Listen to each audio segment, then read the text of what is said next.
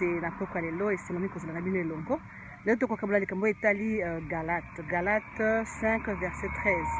Eza kotalisa biso bana nzambe lokola tokangwami mpe bana kosalela kokangama na biso na ndenge ya malamu na kosungana bandeko na kati na bolingo me tosalela yango te na ndenge ya mabe mpona kosalela kaka baposa ya mitema na biso oyo ya mabe. Ndenge loba nini bandeko?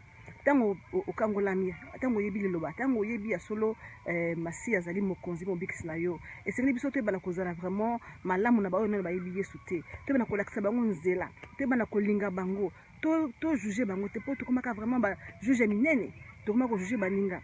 Okomona onga na kosangana na ote po asalaka boye aza mosumuki, mais alors que Yesu masi moko ayeki na mokili mpona basumuki.